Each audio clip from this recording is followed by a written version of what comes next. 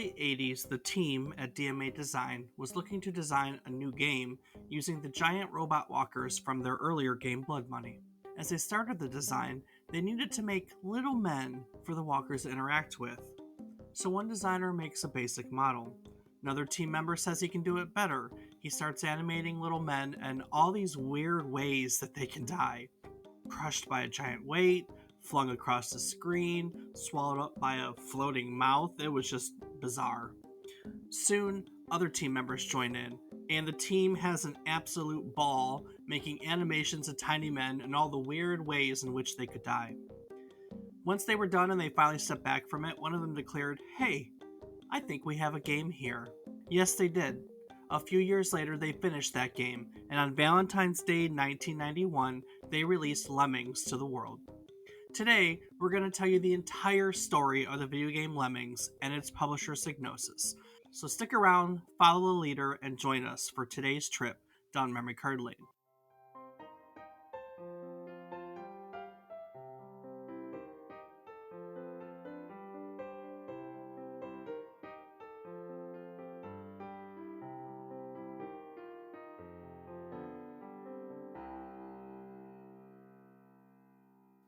Good morning, good afternoon, and good evening. I hope these words find you well.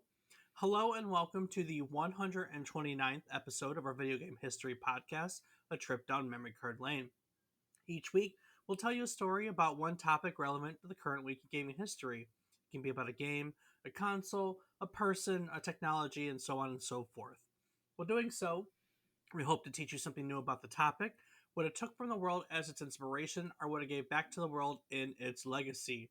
Today, we're all going to learn about Lemmings, originally released for the Amiga on February 14th, 1991. I'm David Casson, and as always, I'm joined by my co-host, who would jump off a cliff if his friends didn't. He's my brother, Rob Casson. Rob, have you ever actually jumped off a bridge before? Not yet, but No? there's still time. There is still time. They just gotta ask, right? Yeah, absolutely. I mean, hey, one of them asks, "Hey, you want to go jump off a bridge?" I'm gonna say, "Tell me when." Why Might not? might poop myself, but hey, that'll be fun on the way down. Definitely clench on the way down. Oh yeah. Or, definitely clench. Or don't clench. I don't remember which, but the water definitely goes places it's not supposed to, I've heard. Yeah, I don't know. What So what are we playing? Well, Dave, this week has been another light one, so it's just Rocket League and RuneScape for me. How about yourself? I think Rocket League, Malvor. You played Malvor too. Well, yeah, okay, and Melvor. And I don't know if I played anything out. I think I played some Destiny with our friend. I think we did some Crucible this week to torture Yeah, me. you guys were talking about it when I was playing Rocket hate League, so I hate Crucible, but I have a quest that you have to do in Crucible, and no one else I know plays Crucible, so he sucked it up and played with me. fair enough. But that's about it. So, Lemmings. Yes. I've asked before, does it still stand that you really don't know anything about this game? I've seen some video at this point, and that's the extent of it. I don't know. You try to save some lemmings. That's it. That's all I know. They want to That's die. true. That's true. That's They want that's all I know. So there's going to be a lot for me to learn. Honestly, I'm still confused what the hell an Amiga is. I know we've talked about it before a few times, but it's still just one of those things that I've never seen one. It's kind of escaping my knowledge. So learn about the mean, Amiga a little and learn about Lemmings proper. I ain't gonna teach you much about the Amiga. It's a computer. The Amiga was just Well, learning more about the software that was available for the Amiga, because again, without having known the Amiga existed, I can't know a damn thing about none of the softwares. So the Amigas were made by Commodore. You know the Commodore 64, Yes. but as they went on, Commodore made other computer lines, and their computer line after the 64 was the Amiga series. They made an Amiga 1,000, well, 500, 1,000. I think there Wait, was so a, there were more than one? yeah, there was a 3,000, a 4,000. They were just a series of computers. So nowadays, we really only have two PC bases, right? You either are a Windows PC, okay, three. Windows, Linux, or Mac. Those are your formats, right? Yep. So basically, back then, you could have like the Amiga, or you could have what's the other ones? Atari ST. Those were your big ones. In the UK, you had the Sinclair, the ZX line, and they didn't speak the same language like all the brands of computers down do that are on Windows nowadays. You had to actually like nothing played among like they didn't play nice with one another. So there literally had to be an Atari version and an Amiga version and a Sinclair version, and so on and so forth. So the Amiga is just one type of personal computer. And then, yes, as time went on and the technology progressed, they kept making newer versions that had better, faster, I'm guessing faster processors, better graphics, um, and so on and so forth. It's hard to think about in today's day and age, but I mean, when computers were really early on, like the technology was moving fast. And we really didn't build computers the way we do now. Like you bought it as is. So, Fair um, enough. I honestly, I'd heard we talked a lot about the Amiga, but I didn't realize that it was a series of computers. I thought it was just one and done. nope, It's kind of interesting. nope. There's a whole series of them. Yeah, I'm looking at it now. 500, 1,000, 500 plus, 600, 1,200, 3,000, and 4,000 models. God So damn. the whole line sold about 4.85 million units. I'm just shocked that I've never come across one before. Yeah, it went, well, I mean, so they started in 1985, and that's about when the NES came out. So, on the gaming standpoint, PC gaming really lost a lot of ground to the consoles. And then IBM computers, which obviously we know went out. Well, I don't know if you know that, but IBM PC compatible is kind of the basis for everything nowadays. They came out in 87. So once IBM PCs came out and everyone started using that format, that was it. A lot of your other ones like the Amiga line, they fell to the wayside. Actually, the last Amiga was made. Oh, I take that in '96. It says here, but um, Commodore Commodore. Hold on, let me look. Commodore went bankrupt in '94. So it's kind of like they were just on the way down. Fair enough. Yep, yep, yep. Well, that's a brief history of the Amiga, but I guess now it's time to get into our topic of the day. So let's learn Yeah, about lemmings. Lemmings, Lemmings, Lemmings, Lemmings. So back episode 112, we learned all about the history of Grand Theft Auto, which was developed by a company called DMA Design. Now, DMA Design is now known as Rockstar North, but in 1987, it was really just a bunch of programming hobbyists that all met at an amateur computer club in Scotland. They developed a number of games for the Amiga, games like Draconia and Blood Money, and each game was successful enough to let the studio basically make the next game. That was the goal of all studios back then. Can we make enough money to move on to the next project? A lot of them lived essentially game to game or paycheck to paycheck. But DMA Design's really major breakthrough, like their first like big successful hit, came with the development of Lemmings, which is the game that we're covering today. But I'm not going to tell you the story of DMA Design. If you want to learn all about that, we covered that already. Go back to our website, www.memorycardlane.com. Check out episode 112 and learn all about that company. Learn all about DMA Design as it pushed through Grand Theft Auto. It's a really fascinating story. The truth is, though, is that DMA Design wasn't the only company that became a household name with the release of Lemmings. And that story begins in 1980 when two Oxford chemistry graduates, Tony Baden and Tony Milner, paid a video game programmer named Don Priestley £75 for his first game, The Damsel and the Beast, which they eventually published for the Sinclair ZX81 in 1981. Now, they started publishing this title and others under the name Bug Bite Software, which is just became known as Bug Bite. Priestley ended up developing two more games for Bug Bite, Dictator and Mazogs, before he was offered the position of director at another publisher, which he accepted and moved on from. In 1982, Bug Bite actually published the first commercially produced games for a couple of other computers, the BBC Micro and the ZX Spectrum. Now, these games were called Space Warp and Spectral Invaders. Both of those games were developed by a programmer called David Lawson. Now, David Lawson's games, these two, ended up being fairly successful. Spectral Invaders actually came out in the middle of the year, but for the very first time in December, there was a video game chart. Actually, the first United Kingdom video games chart was published by Popular Computer Weekly in December of 1982, and Spectral Invaders was actually the number one game on the video game chart for the first, video game chart ever. His next game, David Lawson's next game after Spectral Invaders, was a game called Spectres, which was successful as well. And Lawson ended up using the profits from these games, from Spectres more specifically, to set up his own software company called Imagine Software.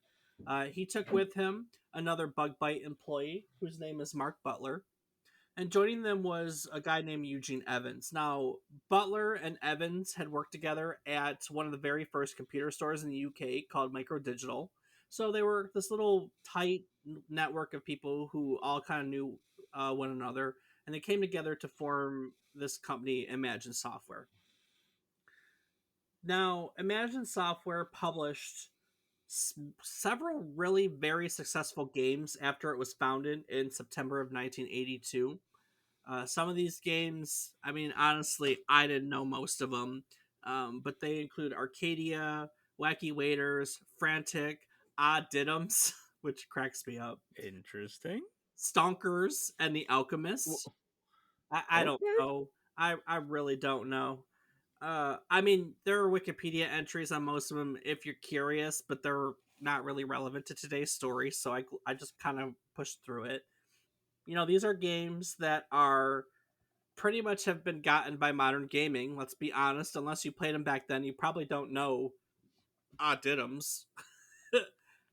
But many of them were among the best-selling titles for the ZX Spectrum in the year in which they were published.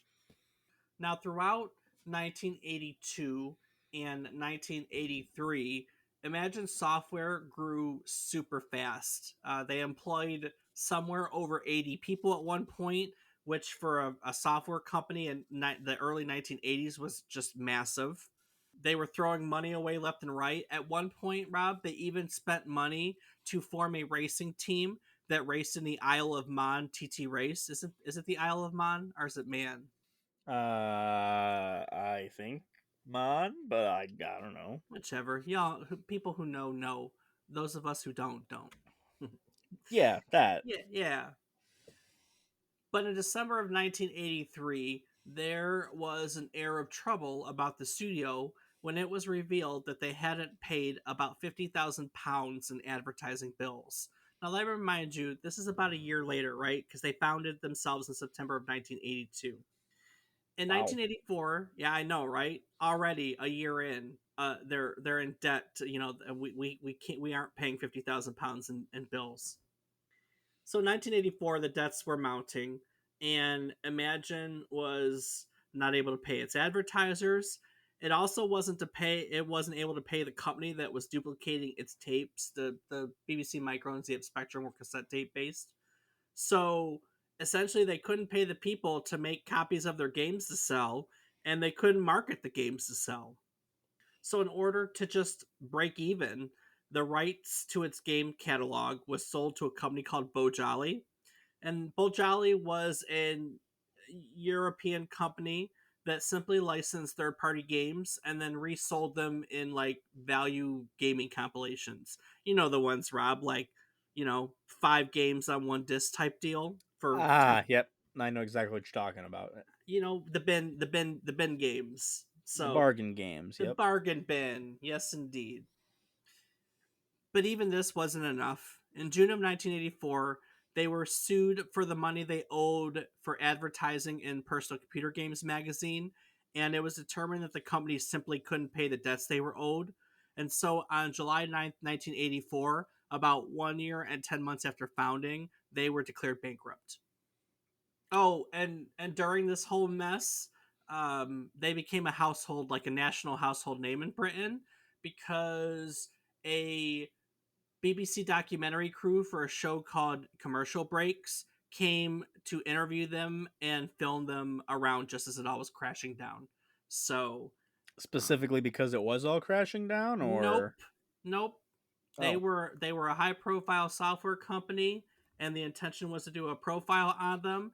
And just coincidentally, they got in there at the right time, and I'm sure it became a story about that. But it did not start out as that. So, whoops.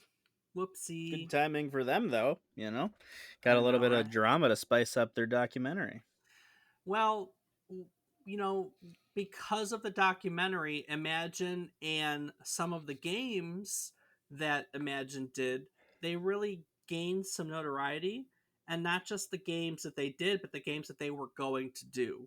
And that's where we're going to go here. So, Imagine's legacy would live on. At some point during all of this, and they were interviewed about it during the documentary, Imagine had declared their intention to develop 6 so-called mega games. Now, these games were designed to push the boundaries of the ZX Spectrum, so much so that they considered publishing the games with a hardware add on that would increase the capabilities of the computer. And they even teased their existence in one of the magazine ads that they likely never paid for. Now, these titles and the best known of the mega games, the two that they advertised, were known as Cyclops and Bandersnatch. Bandersnatch, isn't that Yeah, that new Black Mirror movie? 100%. 100%. Wow, crazy. So when Imagine Software went bankrupt, Dave Lawson, Mark Butler, and another director at Imagine Software, Ethan Hetherington, they created a new company called Finch Speed, and they attempted to buy the assets of their former company. Now they were not successful. The rights to all of the games in the Imagine Software catalog were auctioned off to, they were all piecemealed out to cover the debts of the company. So in October of 1984, Sinclair Research, Sinclair was one of the computer manufacturers. They made the ZX line. Sinclair Research was a subsidiary of the bigger company. They paid a rumored £100,000 for the rights to Bandersnatch and its concept specifically. And they contracted a new company that was set up by just Hetherington and Lawson named Fire Iron to produce the new game for a new computer they were trying to create called the Sinclair QL. Now the QL came out, but the QL version of Bandersnatch never did. It never even got off the ground. I couldn't find anything that it got off the ground, and so Sinclair withdrew the funding.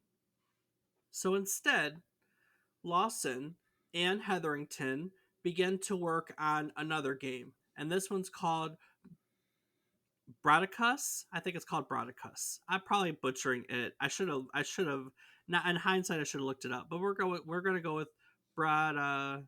Does that sound right? Sure. I don't know, Dave. I like Bratakas. Bratakas? I like Bratakas too. Looks better, sounds better. Let's go with Bratakas. Pretty sure that's what I had when I was mouthing it out yesterday, and that sounds right. Mine doesn't sound right. So, anyways, it was a science fiction action adventure game in which you played as a genetic engineer who refused to create super soldiers for his government, and afterwards he gets framed by the government for treason. Well, that's just what you get. You should have listened to your government. I know. Now, the game consists of you finding evidence to clear your name, and you bring the deeds of the oppressive government to light.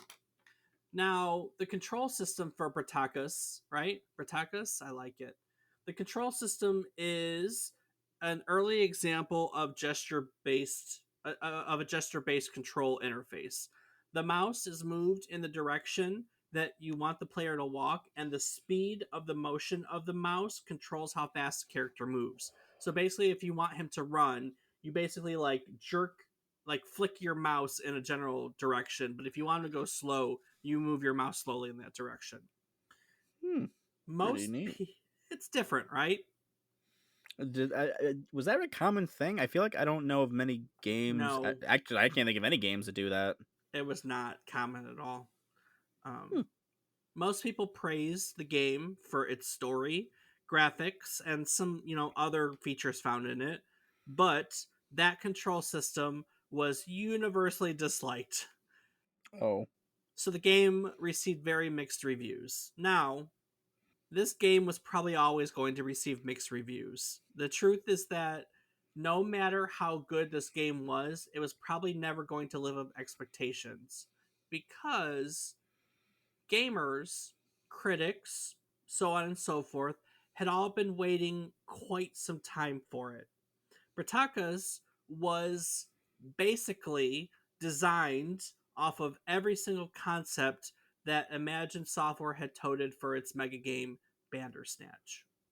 So Mm, I see. I see. now, yes, as a side note, Bandersnatch, Black Mirror interactive episode, actually, right? Bandersnatch, Yes. Yep. and that episode starts out with the guy and a defunct software company, right? I don't know if you, Yeah. yeah, Huh. it obviously was inspired by this. So, No it, shit. That's kind of funny. I mean, it doesn't really follow it beyond that, but I mean, it's still inspired by is still. How many things have we talked about that have had inspiration by yeah, something else? I mean, yeah. that's still. It's Well, always cool to see little nods like that. yeah. So the and Imagine Software was a big deal for a year. Like they were the software manufacturer. Everyone knew them, but it was like a flash in the pan. They burned up as quickly as they became popular. So no doubt. I mean, that's where this all comes from. At least that's where the software company going down and the name Bandersnatch. That's where it comes from. So as this group of developers manages to finally create their game, Bandersnatch, aka Bratakas, they did so while forming yet another company because apparently they can't figure that out. Now, this one would actually become the successor of Imagine Software and survive all the chaos and live on for quite some years. And that company's name is Psygnosis. Do you remember Psygnosis at all? Does not sound familiar to me. Have we Oh, talked about this before in a we episode? we haven't, but I they were we'll talk about it, but they were a very big PlayStation publishing house, and I mean I'm gonna cover it. I played a lot of their games. I some of my favorite PlayStation games are Psygnosis developed. Yeah, I'm gonna say that does not sound the slightest bit familiar to me. So, after it got its start in late 1984, Psygnosis quickly became known for having incredible graphics. That became the thing that it hung its hat on. Now, this was because they employed artists full time at their headquarters, and they offered the services of those artists to their third party developers. Now, they're a publishing house, first and foremost, not a developer in themselves. So they basically hired artists, and all the companies, the guys that they decided to publish their titles, they would say, "Hey, we have these excellent artists at our headquarters. Would you like to use them on your game?" Now, remember at this time, a lot of PC game programmers were really just single programmers. Not all of them were artists. They just kind of made it work because there weren't any expectations. Mhm. So in doing so, they basically published games and developed them, through assisting other companies with games that were basically high graphical standards. That's what they became known for. Also, while most companies at the time were developing games at the same time for both the Atari ST and the Amiga, Psygnosis made the decision to focus on the Amiga, which was a technically superior system, and then later kind of water down the games and port them over to the Atari. Because do you understand the difference between the two? No. So if you're making a game for the Atari and the Amiga at the same time, you can never exceed the capabilities of the Atari, right? Oh, yeah, okay, that makes sense. Okay. That's the point. Like when you're doing them both at the same time, you can never make the game look better or play better than the Atari is capable of. And and because the Amiga was a better system, there really wasn't a company that was focusing on taking advantage of what made it better before this point. But that's what Psygnosis decided to do.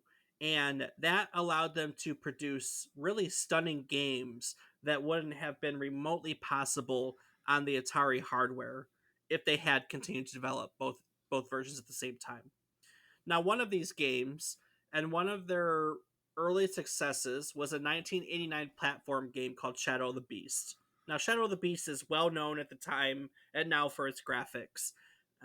It included more colors on the screen than pretty much any other game had at the time. It was one of the first games to feature 128 colors on its screen, and it had a particularly advanced level of parallax scrolling backdrops. We kind of talked about parallax scrolling in an earlier episode. It's where two layers of the background move at different speeds to give the illusion that the backgrounds are moving. Um, if I remember correctly, this game had 12 levels, uh, 12 different ways in which the background moved to create that illusion, which was just unheard of at the time. Now, Shadow of the Beast really put Psygnosis on the map for many people, but what would come shortly after Shadow of the Beast would arguably be Psygnosis' most successful game, and it would make them a household name for many gamers.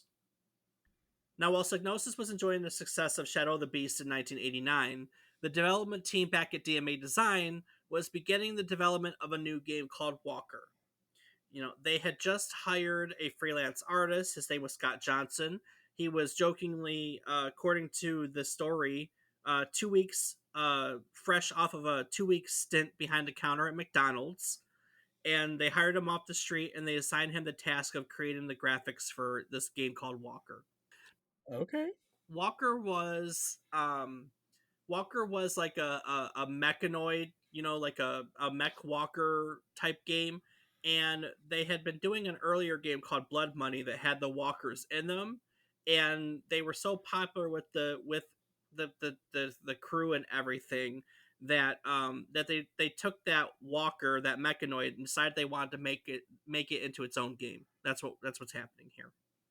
So Scott Johnson gets asked to draw little men for the walker to shoot at, initially in a 16 by 16 pixel box.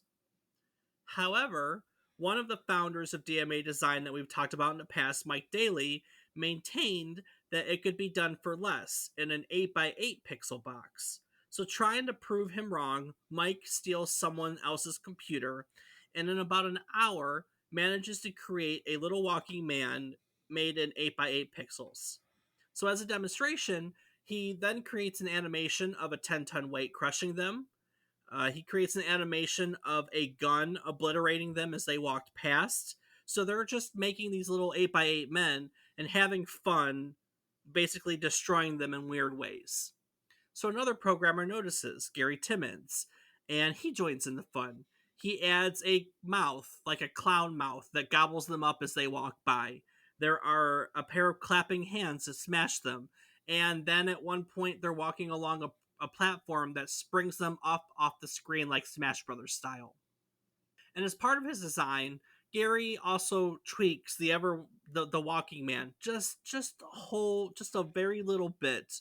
But basically, over the course of an hour, maybe a little bit more, the whole team is getting involved, and they're all having they made this little man animation and all these ways to destroy these little men, and they're just having a ball with it. So another team member that wasn't involved, Russell K, he looks at it and he basically says, "Hey guys, I think that we have a game here." But as a team, they weren't there yet. They were still working on other projects. One of those projects was the game that Walker was inspired by. It was called Blood Money. Blood Money was a side-scrolling shooter. The Walker was one of the ground units that would shoot, at the ship as it went by.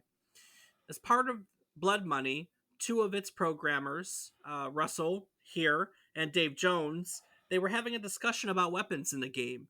And Dave wanted to add what's called a salamander type missile. It's basically a missile that follows the landscape. But he didn't know how to program it. Russell K, on the other hand, did know how to program it.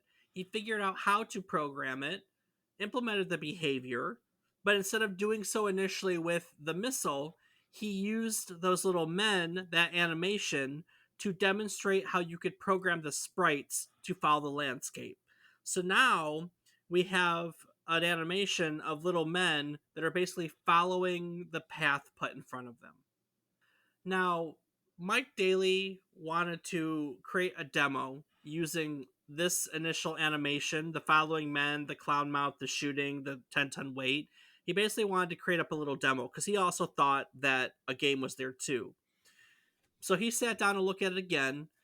He changed the hair color. In the initial animation, which you can find online, I will link the story of Lemmings, which is the game we're talking about, in the show notes at www.memoricardlane.com.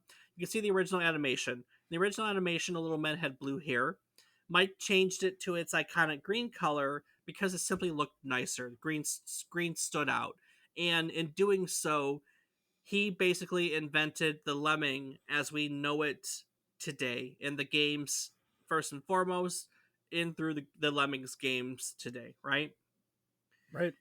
He got as far as programming a single lemming walking over landscape before he was pulled and placed on another project. But one of the other partners, Dave Jones, the guy who wanted the salamander missiles in the first place, he was wrapping up another project. They actually created the action replay, and after making the action replay, they needed to figure out what's next. And to his credit, jokingly says it's one of the best decisions he ever made in his entire life. He decided that this project was going to be his next thing. So he started working on it, and as all the other members finished up the projects, they kept gravitating back to this initial animation that they were all having so much fun over till the entire team came together to make this game. Backgrounds were drawn, animations were made, they built a level editor about the computer. It resembled Paint. Basically, it was identical to the interface on Paint, which everyone in the office knew. This meant that pretty much everyone could create levels, even if they weren't programmers. They later said that creating levels for the game was the most fun they had in a long time. They were constantly trying to one up one another with complicated level designs. It actually turned them into experts at the game by the end of development. And one of them went as far to say that it was pretty much impossible to stump any of them by the end of development. Wow. Looking back, it's pretty easy, they noted, to recognize who made which levels. So Gary Timmons, one of the developers, he created most of the minimal levels. He very few blocks, very few hints. That was his thing. Mike Daly's levels usually contained a clue to its solution in the title. Like, "Wanna be a hero" meant that, one lemming had to do something outstanding. Scott Johnson's levels were tightly packed, tons of things to do, lots of blocks, lots of solutions. So they all had this artistic style, and they came together to create a lot of levels. A lot. I think at the end of everything, this game has 120 levels. And once they had finished making all of these levels, all the we want to beat each other, one up one another, they realized that there were no easy levels to ease players into the game. So they had to go back and do just that. They created a learning curve, a bunch of trainer and tutorial levels, easy levels that made Lemmings a very accessible game to people. In fact, I think that like kids as young as 6 or 7 could get into this game. And the music. Initially, the music was created by sampling bits of copyrighted music. That was very common practice at the time. But this was about the time that people were starting to become very aware of music copyright. And just to prevent any problems, the team was asked to change the music. So another team member named Tim Wright, he rearranged and reworked classical and traditional music. If you ever listen or like watch a playthrough or play the game, you'll hear bits and pieces of a lot of really recognizable music. The songs they remixed or reused or took snippets of include London Bridge is Falling Down, Should Be Coming Around the Mountain, How Much Is That Doggy in the Window, Here Comes the Bride, Dance of the Little Swans, and a piece of Chopin's Sonata Number 2, which we now know as the Funeral Who? March. Chopin. Chopin? Chopin. I said Chopin, didn't I? You said Chopin. I'm gonna leave that in. Chopin's. Yes, Chopin. So, the Funeral March, the song that we now use as a funeral march. Oh, and the voice of the Lemmings is actually the mother of Scott Johnson. So it's a team effort. Wow. Go mama. Go, mama. So the team puts all these pieces together, and they released the Lemmings to the world on Valentine's Day 1991. Well, shit. Before moving on, though, let's talk about Lemmings. Why Lemmings, Rob? Um, I don't know why they chose lemmings. Do you know what Lemmings are? They're little small rodents that are found in the Arctic. They are. Cute little things. So unfortunately, there's really not much. I mean, the team's written extensively about this game, but there's not much about the name. Um, we know that the term Lemmings was coined by Russell Kay, who was the one that originally said, "By God, I think we have a game here." And really, there's no one's ever come out directly to say why they chose the name, but there's actually, I believe, a historical basis from which the name came. So, you're right. Lemmings are small rodents, for those of you that don't know, that live in the Arctic tundra. They're very small, 5 to 7 inches in length, a couple ounces in weight. They're tiny little, I mean, they kind of look like hamsters in a way that feed on moss and grass that are found in the tundra. And unlike a lot of other animals that live in the Arctic, lemmings, they don't hibernate through harsh winters. Instead, they participate in mass migrations. They migrate to less harsh climates and then they return afterwards. So in 1958, Walt Disney Productions published a nature documentary film called White Wilderness. In it, there's a scene which depicts a mass lemming migration, and that scene ends with lemmings leaping into the Arctic Ocean. The narrator of the film states that the lemmings are not likely committing suicide, but rather are in the course of migrating, and upon encountering a body of water are attempting to cross it. And if the body of water the lemmings encounter is too wide, they can suffer exhaustion and drown as a result.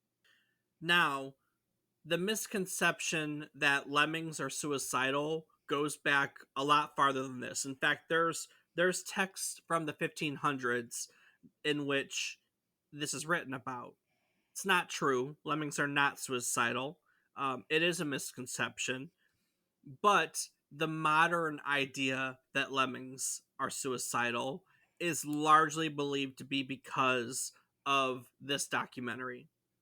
It's not deliberate mass suicide. Deliberate mass suicide is which an animal voluntarily chooses to die.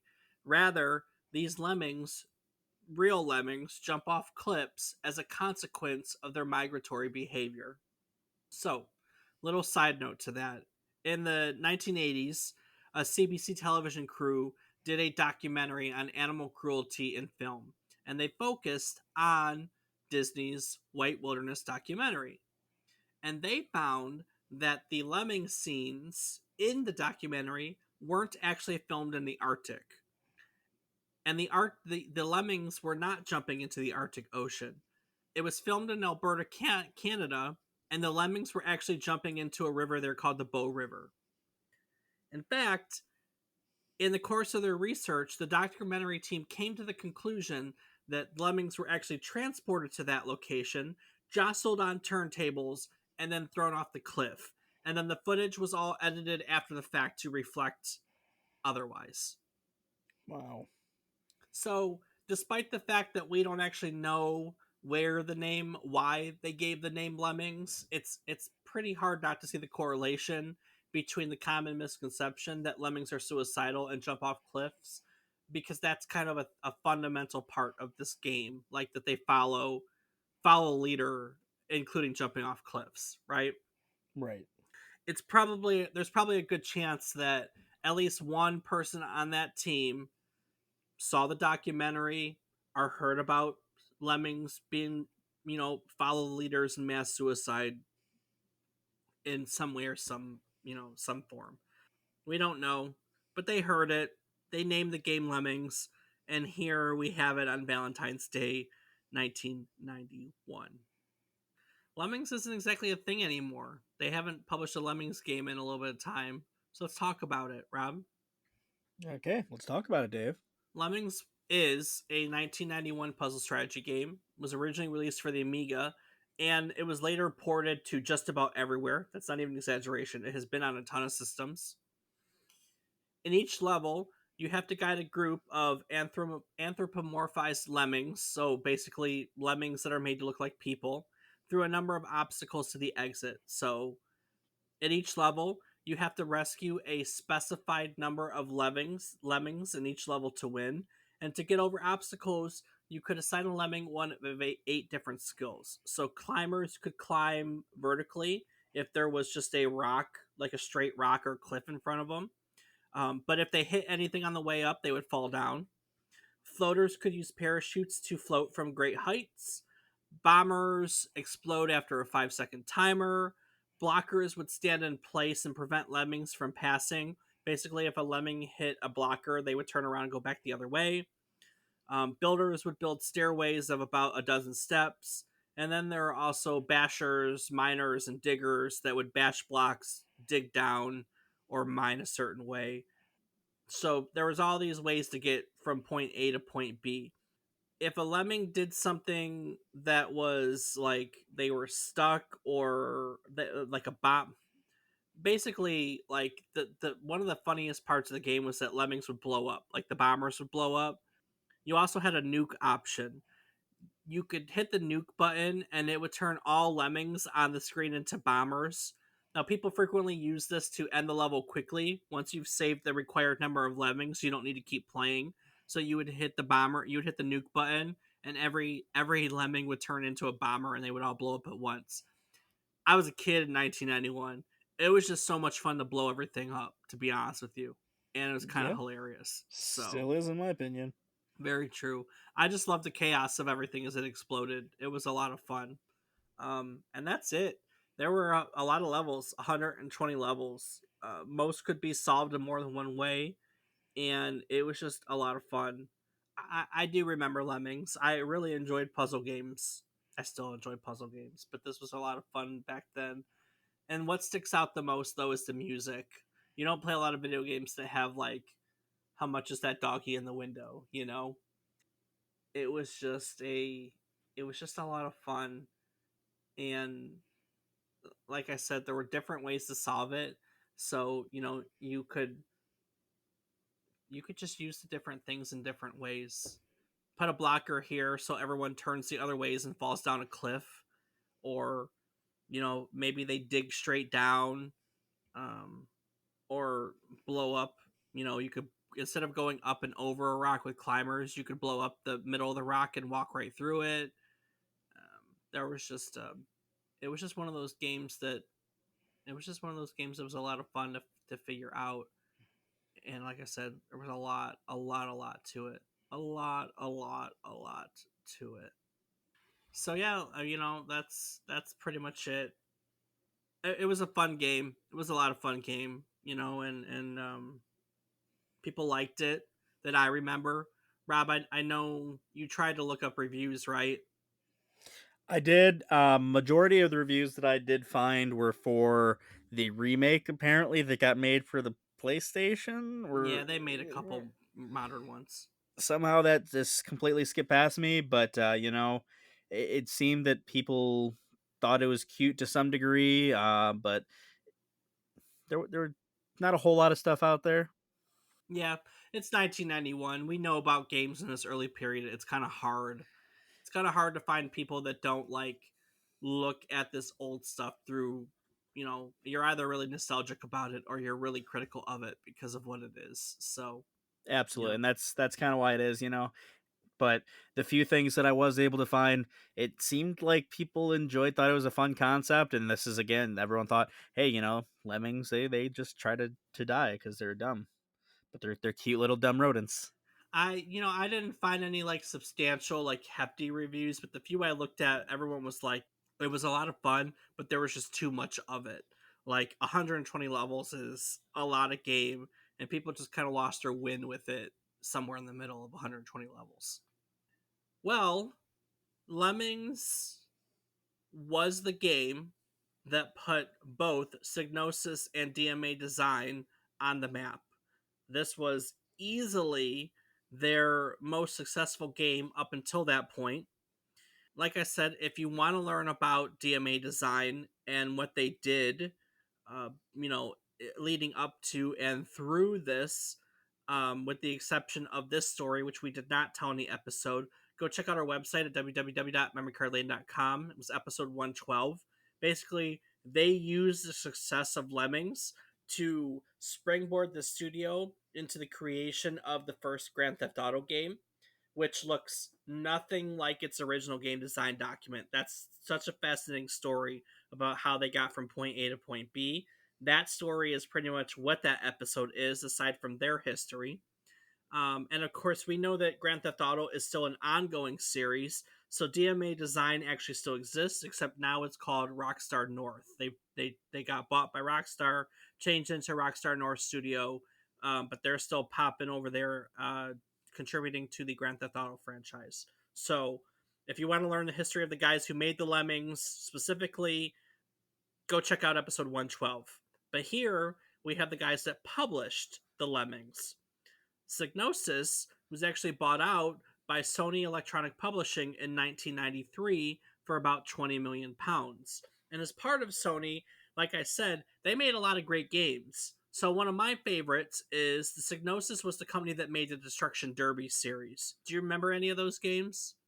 If it's the one I'm thinking of, I do. Yeah, possibly. I remember there was a lot of Destruction Derby type games that we played when we were young. So I mean, the Destruction Derby series were the first of those. They were just like some of the earliest games that had real car damage, and like you could actually have a Destruction Derby in a bowl, but you also had like figure eight racetracks and stuff like that you would race around, and it had real car damage. So like if you smashed in your radiator too much, your car wouldn't run anymore because without a radiator it overheats and dies. So like there was strategy to it because you could hit with your rear end instead and keep and protect what's important. There were a couple destruction derby games. I loved all of them because I was into wrecking things and they appeal to 10-year-old me. Loved destruction derbies.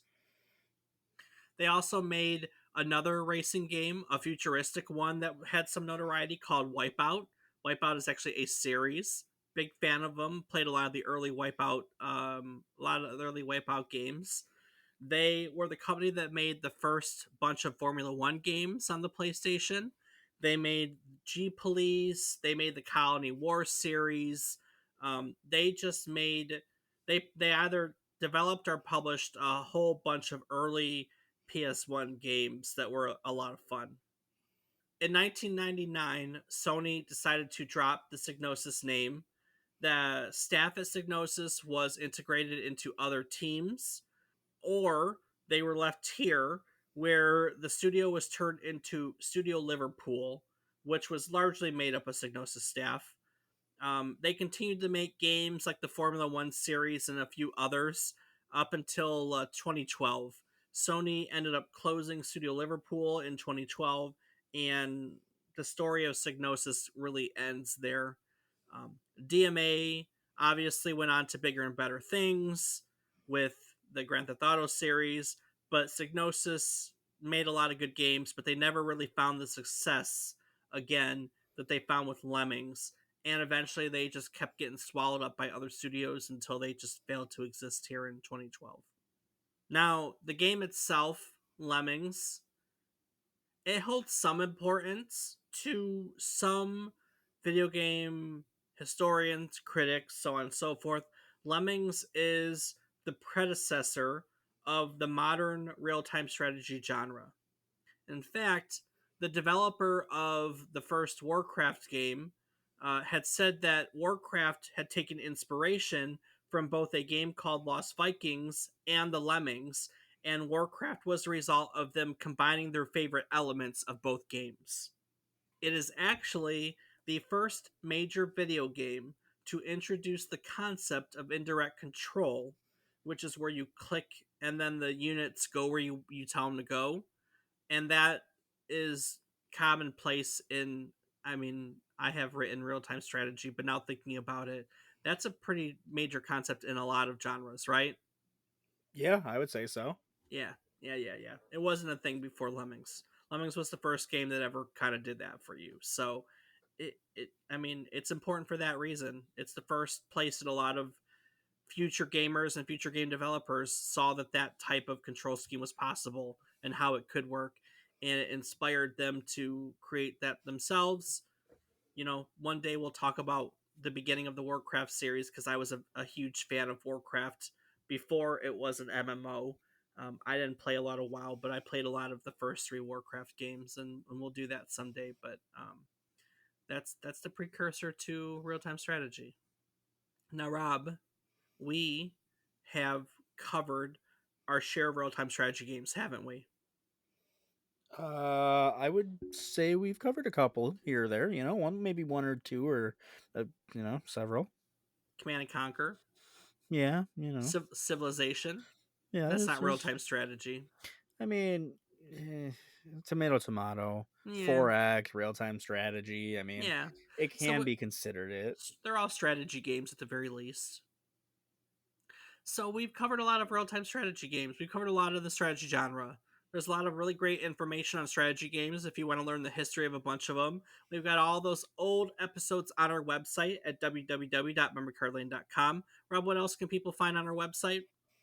Well, Dave, there they can find a calendar of upcoming episodes and leave little tidbits for us and, maybe tell us some things, some personal little quips about what's going on there. You can also find, some pictures of Dave and I with some blurbage about Dave and maybe not Rob. We'll maybe figure that out someday. And, I think they can also find links to Discord and social media. They can. What I am on various platforms as David is wrong. And where can people find you? I am on twitch.tv/FATBOIRIPZ. Yes, indeed. Well, each week, ladies and gentlemen, we try to tell you a story about one topic relevant to the current week in gaming history. By doing so, we hope to teach you something new about the topic, what it took from the game what it took from the world rather as its inspiration, or what it gave back to the world as its legacy. Today, that story was about Lemmings and the company that published it, Psygnosis. One of the best parts about doing this podcast week in and week out is that we learn as well. When you teach, you learn. Never forget that. Any teacher will tell you that. As part of our commitment to the process, we like to go roundtable and talk about our biggest takeaways. So, Rob, what did you learn today? Well, I guess it would have to be that there was no real reason for the lemmings and that the whole, suicide thing about them is wrong. True. Um, it's changing my whole viewpoint on life. We've had Okay. this whole life just being told, "Hey, Lemmings suicidal," and like they're not. It was just a No. misconception caused by a little documentary. But other than that, I think it's hilarious that they just had unpaid bills and they were still able to get everything. The studio was still able to make it happen. I mean, advertisements in a magazine, they run them before they get paid. Then what do? You still have the advertisements. They still got to run the magazine. Otherwise, they're going to lose out. It's shady. Like, I'm not saying people did it on purpose, but like when you think about it, it's kind of, it works. It worked then. I'm sure majority of the time after that, they said, "You pay up front. We're not doing that." Well, things changed. I think it's funny. I'll just spit it out. I think my big thing is I didn't know this was the first indirect control video game. That's such a common control scheme nowadays. It's fascinating to me to know where things come from, and I had no clue that that came from Lemmings. But what I really liked about this was that same time period you were just talking about, where Imagine Software was going defunct, and the guys who started Imagine Software spun up a different company called something Finch, trying to buy the assets, and that didn't work. So they contracted work on the same game through Sinclair Research and a company called Fire Iron, and that didn't work. So finally, they just make a completely different game, but it's actually the same game, and they create yet another company while they're doing that. It's like, guys, I mean, like, you failed the first time with Imagine, the second time with, I don't know, something Finch, the third time with Fire Iron, so I guess fourth time's the charm with Britakis, and I mean, Psygnosis. they made it work though. They did. It was a really like I just can't understand in hindsight how people kept giving the same guys a chance. You know what I mean? Like, these companies they're creating are failing, and they're trying to create new companies and buy the assets. Like, what, why, how was this allowed to happen? You know what I mean? Like, oh, hey, we're not Imagine Software anymore. We're this company, wink, wink, and we're here to buy this stuff back. You know what I mean? Yeah, It just seemed really weird to me, and hey, whatever. In the end, they got to make their game. Um, Even if it wasn't Bandersnatch anymore, it was essentially Bandersnatch in a different name. absolutely.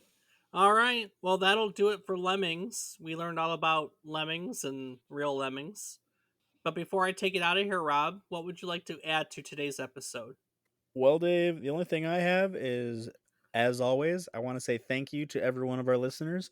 It means the world to us, and we hope that you enjoy learning crazy, life altering facts with Dave and Rob.